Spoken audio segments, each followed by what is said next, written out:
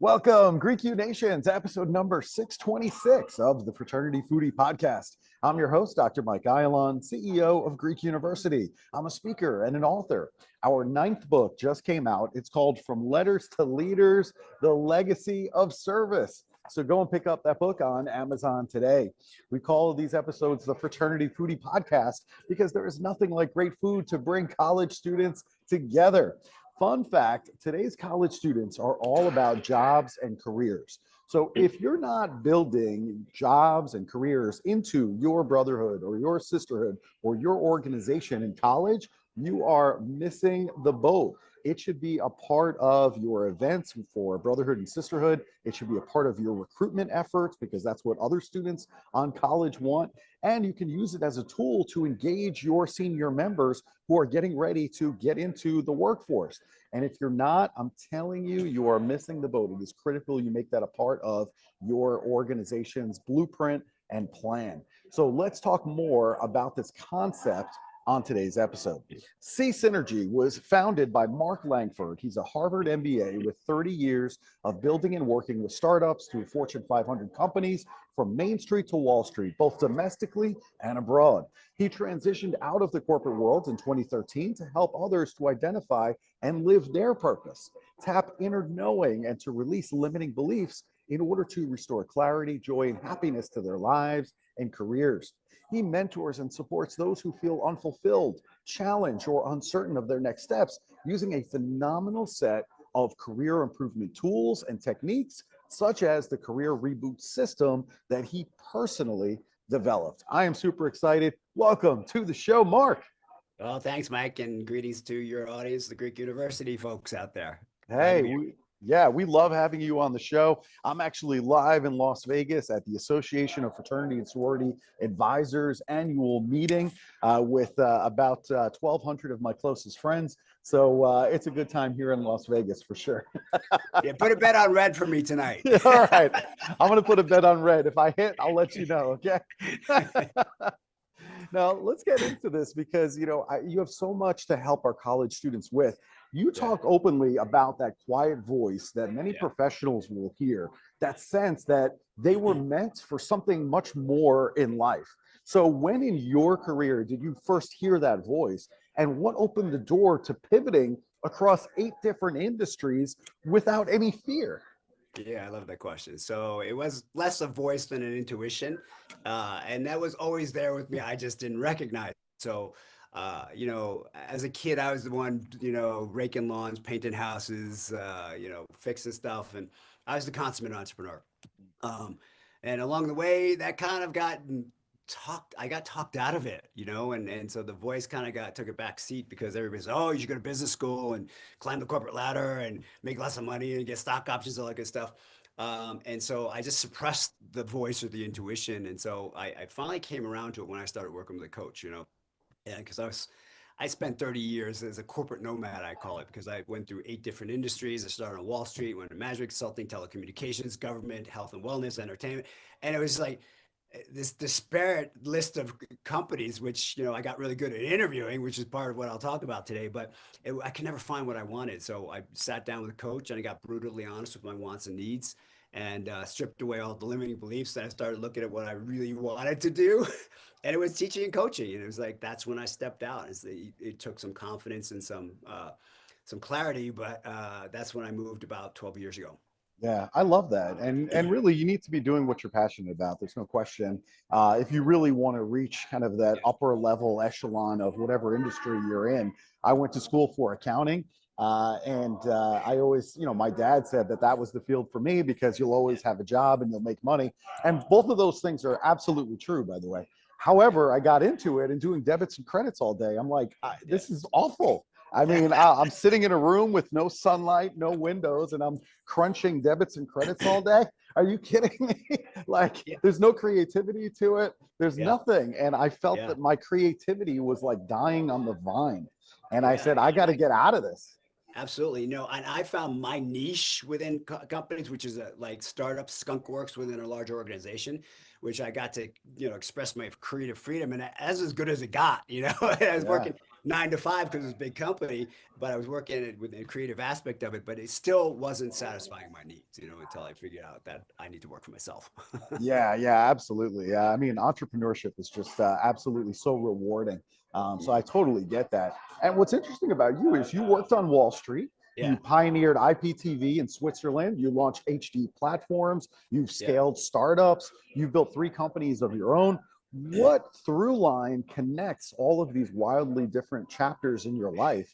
And what should students learn about navigating a career that is Yeah. not linear? They think that it's linear, but you and I both know it's not linear at all. It's a bunch of wrong turns until you figure out what works. Exactly. You're exactly right. It's kind of like a game of check or chess Yeah. where you might not get to checkmate, and well, you won't get to checkmate in the first move, but No. if you plan it intentionally, you could get there quicker.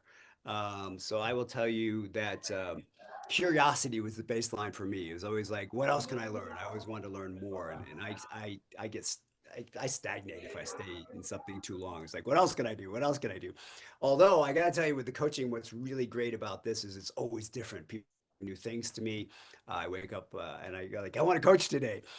So it fit that need for curiosity. But I will tell you, as for college students, the advice I give is like, it's okay to explore when you're young, right?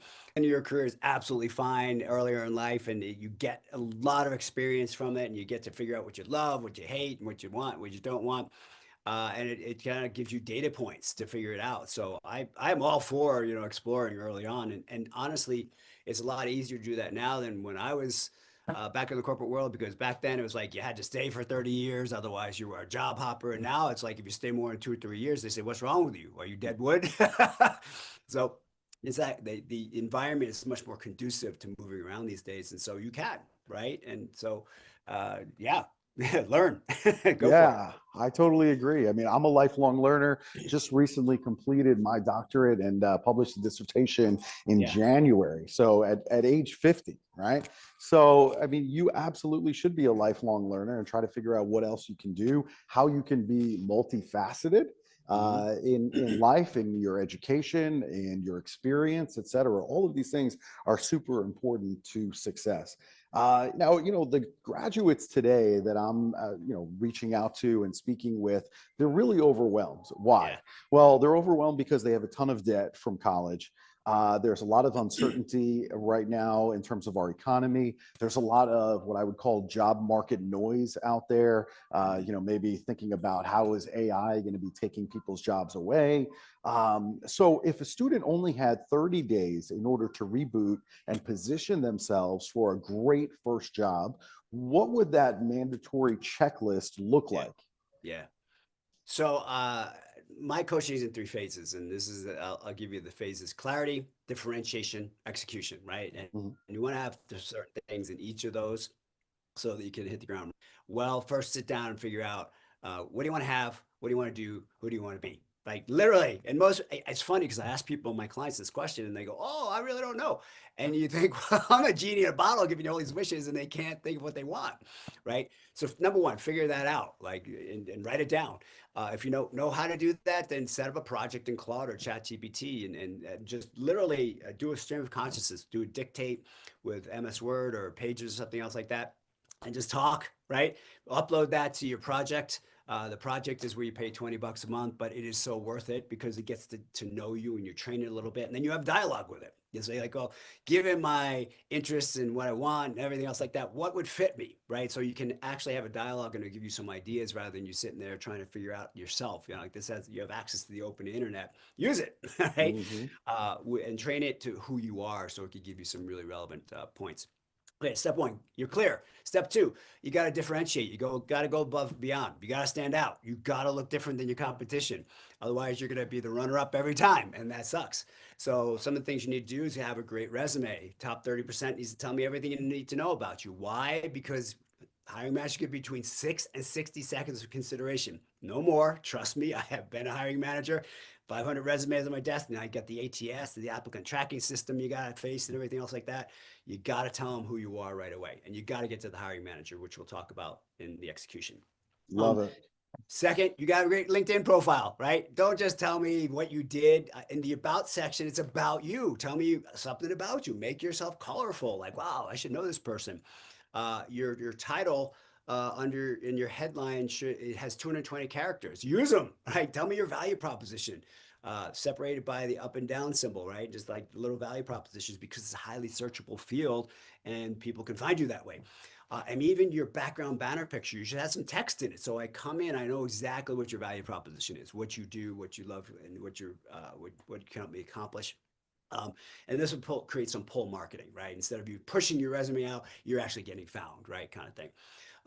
We haven't mentioned this yet, but there's some career collateral. Collateral being anything you write, say, or present that expresses your value proposition in terms of how you can solve problems for other people, right? It's all about them. They're going to give you money because you can help them solve their business problems, right?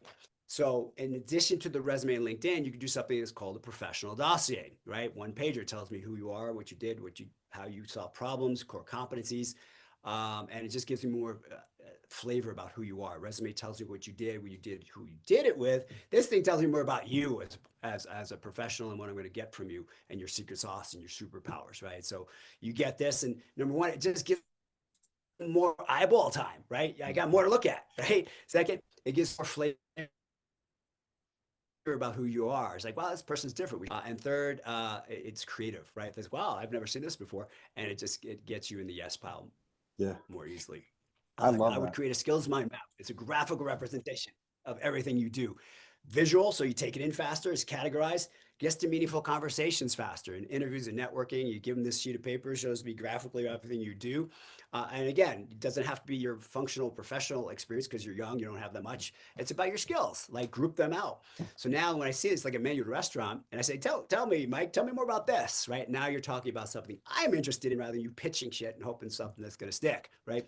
And then thirdly, I would say do an interview presentation, right? Be the guy or the gal or the they that came in and gave the deck, right? Deck is 2, 4, 6, 8 pages. Hey, here's my 30, 60, 90 plan. It's a SWOT analysis, strengths, weaknesses, opportunities that I see. Why? Because now you're the person who came in and went above and beyond, right? So when it comes to decision times, like, wow, yeah, Mike's the guy who did the deck. Yeah, he went above and beyond. So you're always going the extra mile and standing out. Three, the execution. Got to learn the art of networking, right? It's just not what you know, it's who you know. Absolutely true, especially in the business world. I will tell you, you will never be without a job if you create a good network. I can hang up this call, we get off this call, I get a new job within 6 weeks because of the power of my network, right?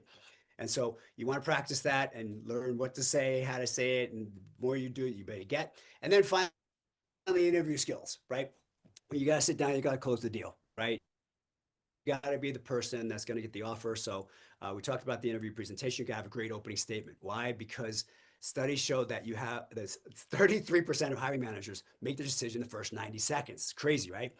And then 58% make it in the first 15 minutes. So your interview's over by the 15-minute mark in most cases, right? So you've got to come out of the gate swinging. You got to learn how to sell yourself because you are the product. You're the human asset. And so you can't be guilty about that. And you got to basically be able to express your value proposition in the interview. Excellent points. Really, really well done. The other thing that your system helps people out with is to access the 80% of jobs that are never even posted online. And that might be a mind-blowing thing for our listeners to hear. What does the hidden job market actually look like for somebody who has very little experience, like a recent college grad? And how can students turn light connections? Because not every connection you have is going to be, intimate and close, right? So how do you turn a light connection into a warm introduction that actually lands the interview? Yeah, great question. And the fact of the matter is it gets more hidden the higher up you go in the corporate ladder. So entry level positions, not so hidden. They're going to put a wide net out there because they can screw up, hire the wrong person, and get a new person. There's not a huge risk to the company. So you don't really have to worry about the hidden job market as much as an entry level position as you do as an executive, right? And then it's like, well, where are those jobs? They're not on job boards, right? So the second part of your question is Well, how do you tap in to create warm connections into interviews? You do a laser focused network based job search. It's like not a spray and pray. Like most people throw out as many resumes as they can and hope that something sticks. That's an incredibly bad strategy. It doesn't work in the modern job market. You get less than a 1% chance of getting an interview. And this math is simple. Let's say you see a job description, so 5,000 other people. Let's say conservatively 10% of people send their resume in. Now I'm sitting with 500 resumes and I want to talk to five people. 1%, right? And only actually one of those people are going to get the offer. So you have a 99.8% chance of failure of going to job boards, right? So what you do is, again, you figure out what you're clear on, what industries you want to be on, dialogue with the AI, figure out what you want next and what you do well. And then you go after the companies that match your values and your interests, right? And you get a list, somebody at entry level, maybe 40, 50 companies, you start following them, right? You start following the people within those companies. And we'll talk about a secret for hitting the reverse right here is reverse job search, I call it, is you go and follow the people who have the jobs that you want, and you'll get notification when they leave. And guess what? That position can open up, right? So now you can get in there, and what you want to do early on is get on the radar of people in the company, right? So you just have informational interviews. You send out messages, and this is what I coach on as well, is how do you get to those people? What do you say? Get them on the phone for 5 minutes, get somebody, a contact within the company, because you have about a 40% chance of getting an interview, get your resume walked down to the hiring manager. 40% not great, but hell of a lot better than 99.8% failure, right? So if they walk, why would they walk it down? You say because they could get a hiring bonus, right? Because people like to help each other, because people believe in karma. There's all these things. And the other thing is that you need to know is you have the best chance if your resume gets in early. In fact, you have about a 14% chance of getting an interview if you get in the first 36 hours of a posting. Why? Because I'm literally sitting there waiting for resumes. There's nothing on my desk, and yours comes in, you get attention. Versus 2 weeks later, I have 500 resumes, you're just on the pile, right? So having somebody walk it in, getting in earlier, great strategies to basically execute on that laser focused network-based job search. Very good. Now, Yeah. you talked about some really innovative tools that you've developed. You have the Yeah. networking brief. You talked about the professional dossier. How can a college student or somebody who is a new college grad use those same frameworks in order to stand out in a very crowded job market, even if their resume is mostly campus involvement and Yeah. internships so far? Yeah. And as I mentioned before, the professional dossier will make you stand out de facto because it's an additional piece of collateral that most people send in, right? Uh-huh. So automatically it's creative and it's interesting. What you can substitute out if you're not an exec is replace that lack of professional experience with micro case studies, like impacts that you've had in projects or internships or clubs, right? Get testimonials from peers, mentors, professors, catalog your competencies, right? See, these are all things that you can substitute in as an entry level employee versus somebody who's been around for a while. hmm Perfect. Now, a lot of the college students today, they all have side hustles, which I Yeah, love. I think that's a really good way to figure out what you're passionate about in life. And yeah, one of these side hustles might really hit in a big way. And then yeah, suddenly now you're onto a brand new career that you didn't expect.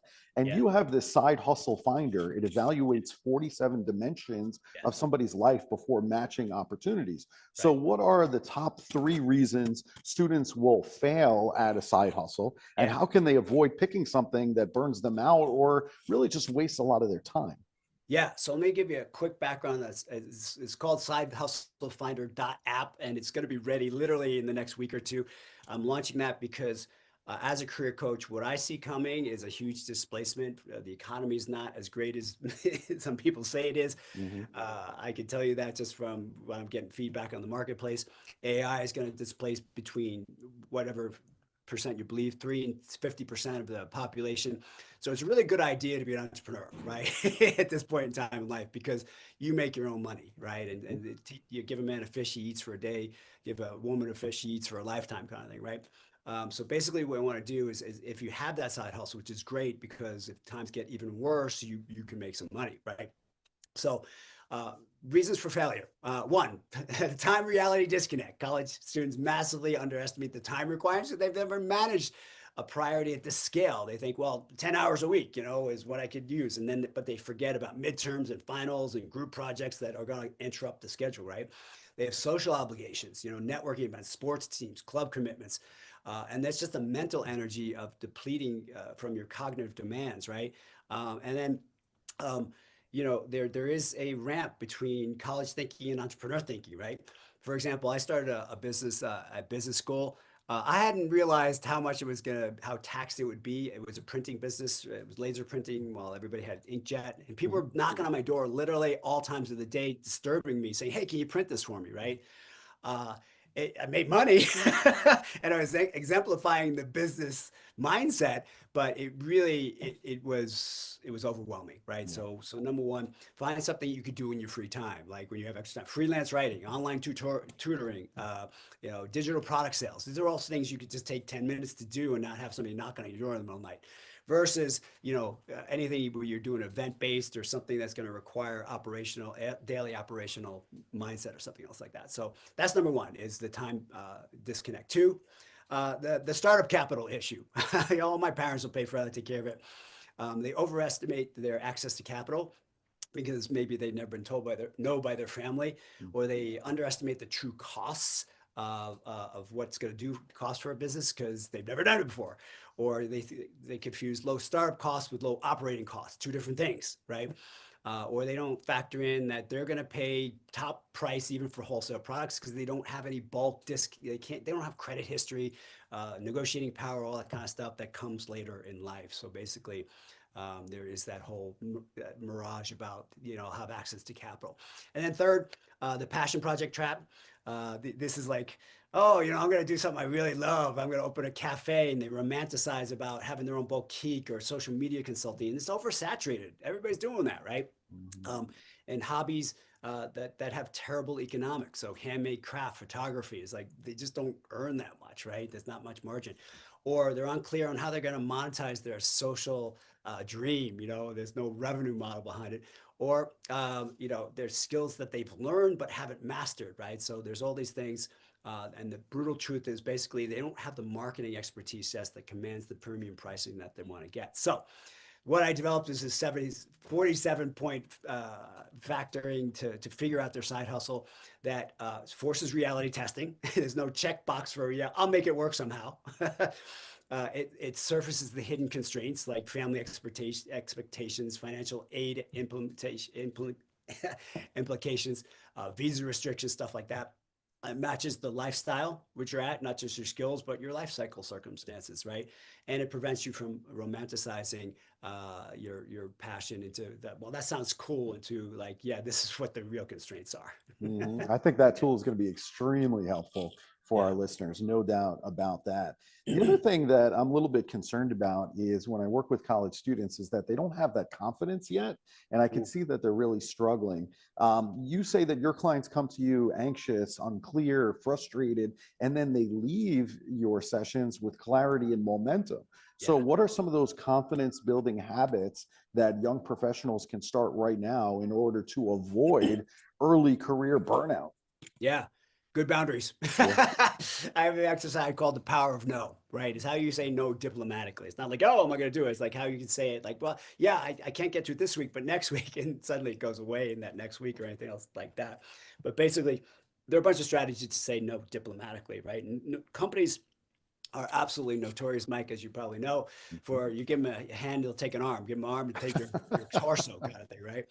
So things you need to do. Don't reply to text or emails after hours, right? Just like set the boundaries. It's like, I just don't do that, right? If they read the riot act to you, it's like, yeah, I have family commitments, and if that's a big deal to them, maybe that's not the right place for you, move on. Sometimes, a lot of times they give you more work than you handle. So you don't just take it and say, yes, boss. You say, so what do you want to take off my plate? You give a little pushback, say, what can I remove off my plate? Good communication with the boss, sitting down and making sure you understand their expectations and making sure they understand yours and what motivates you. Learn how to delegate. That's super, super important. It's like, what can I delegate or outsource or pay for or get AI to do? Hitch your wagon to a rising star. There are certain people in corporations that are moving up. If you work with them and work on their projects, you're going to get seen and respected just by association. And then, as I mentioned before, you never stop networking because if it doesn't work out, you got somewhere else to go. I love it. We should talk a little bit more about AI because I think this is a great tool for people who are looking for jobs right now. You built two custom GPTs, Mhm. 300 plus prompts for job seekers. Mhm. What are some of the smartest, non-obvious ways that Yeah. students can use this new technology of AI in order Right. to build a job search pipeline, to be able to network at scale, and even create some materials that will help them to stand out instantly? Yeah. As mentioned, start your project, right? Like get documents in there so it gets you train it on who you are. Like I said, I also believe in a laser focused networks-based job search. That's what works. Again, you're targeting. It's kind of like sitting at the top of a parking lot and waiting for a parking space to open rather than circling and then seeing something open up. It's like you just target these companies, and when something opens up, you're in there first, right? Mhm. So what you want to do is identify those companies. You can have a prompt like, hey, give me 50 small or mid-sized companies hiring at the entry level position in this industry that have a mission aligned with XYZ, whatever your mission is, right? And then you could create a tracker, right? AI can help you with that and like, figure out like where you are with the submission process and everything else like that. Mhm. Um, and you can use it to analyze companies, Glassdoor reviews, LinkedIn pages, and just have a scoring with it. You can set it up so it scores like how closely does it match my interests and so forth like that. And you can build a CRM style tracking system like Notion plus your AI chatbots and basically have it auto summarize your notes, right? And then, you want to basically become a subject matter expert at something. So help it teach you something. So you become an expert about something so that when you're going to talk to somebody, it makes you stand out. Like, so maybe you go out and you ask, what are the three trends shaping Gen Z's entry into blank industry, right? And then you can maybe publish your insights and say, lightweight insights into like because you're not experienced. You kind of make you put a realization on that and you make it fun and then have AI create content for you. It can help you create posts or little micro scripts that you can use for podcasts. And I coach on unconventional ways to land an interview. So basically, what I want to do is basically target people who know stuff, uh, learn from them, publish an article, and again, AI can help you with that, right? And then make sure you're tagging people at the companies that you want to work for. That so they see this, so you become the thought matter expert on it, or thought leader on this kind of thing. And then, like I said, just really focusing in on something that you are learning about and are passionate about. And just use AI to create mini audits on companies and so forth like that, and where they're having problems or difficulties and how you might be able to help. Those are great tips. Really, really good stuff. I think everyone's going to have to stop and then rewind, listen again because it's so good. We also should talk about compensation because Yeah, college students today, they love to have their first job be a six-figure job, right? I mean, let's be honest. They want to hit it big. And you help people secure 10 to 20% more yeah. compensation using what you call negotiation for nice people. So what should a college student actually say when an offer comes in, Yeah. especially if they're afraid of losing that offer? Well, first of all, don't be afraid of losing it, right? Negotiating is part of the American business. You're not going to lose a job because there is a point where you have the power. So up at the interview, they have the power. They're asking the questions, and then you become the finalist, and they give you an offer. So you have the power between that offer and the time you sign, and then you give the power back. So there's this window of opportunity where you can negotiate.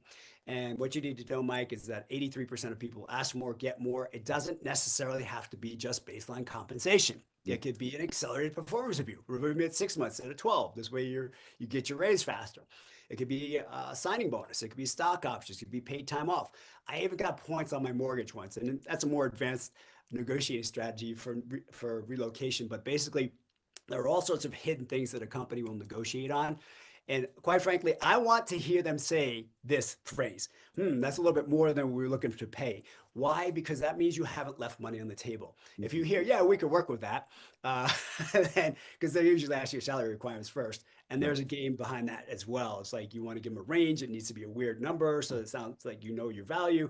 There's also the little tricks in negotiation, but at the end of the day, I do want to hear them say, wow, it's a little beyond because now I know that I've hit the max and I start negotiating on the other stuff, like, the additional vacation time or, you're going to pay for my education or whatever else like that. So there's all sorts of things that you can work on And again, that's what I help folks with and figure that stuff out. So you maximize the offer because honestly, the amount you start now is going to help determine your next position, and you can literally retire like a decade early if you negotiate early in your career. Incredible. Yeah, the Yeah, power of negotiation, so important. And it's so important to start out, right? Because yeah, wherever you start, that's going to push you along much further if you can start at a higher level initially. So really good stuff. Now, we do love good food here, and I get to LA quite often. So I'm wondering, the next time I arrive in LA, where should I be going for a great bite to eat? yeah. Go to Louis Cafe. It's Lius, and it's a cafe in Koreatown. It's on 6th Street, I believe. It's casual, but it's got a welcoming vibe. It's got a Hong Kong kind of Taiwanese style dish like custard filled French toast and spicy wontons and beef noodle soup, and it won't break your budget. I love it. Louis Cafe, it's perfect for any college student. It's not going to break your budget. This is important. We got to watch a budget. I love it. All right. So if our listeners, if they want to connect with you, or perhaps they want to invite you to be a speaker on their college campus, where should they go to connect with you? Yeah, thanks. So I invite them to go to my website, which is c-synergy, synergy.com. So c-synergy.com. That's the website. You'll see that the entrepreneur coaching, career coaching, interview coaching, all that stuff that I do there. Like I said, hopefully by the time this comes out, I'll have the Side Hustle Finder app up. It's Mhm. sidehustlefinder.app. And once that goes live, there'll be a free version, and then it'll be $29, $79, and you get coaching if you want in the higher versions. And again, it'll assess you on 47 different aspects and give you not only great side hustle ideas, but it'll take variations of the side hustle and say, hey, have you thought about this? Right. So it's kind of cool. And it'll do competitive analysis, it'll build business plans for you automatically, all sorts of cool stuff. And then finally, if you want to reach out to me directly, just do mlangford at c-synergy.com. It's MLANGFORD at c-synergy.com. c-synergy.com. Go and check it out. Mark Langford clearly knows what he's talking about, and he's got some incredible tools on that website that's going to help every college graduate out there, or even if you're in college and you're trying to figure out your side hustle, he's got tools for that as well. So this has been so helpful, Mark. I really appreciate your time. Thank you so much for being on the show with us today. Cheers, Mike. Great to be here. Thanks. Cheers. And to our listeners, let me tell you something. Mark is the real deal. Okay. So if you learned something today, I want you to share this episode with your chapter. Throw the link into a group chat so everybody in your chapter can actually check it out, or just share it on social media so that way other students on your campus can benefit as well. You never know who needs this message today. So thank you so much, Mark. Thank you to our listeners. We'll see you on the next episode of the Fraternity Foodie Podcast. Bye for now.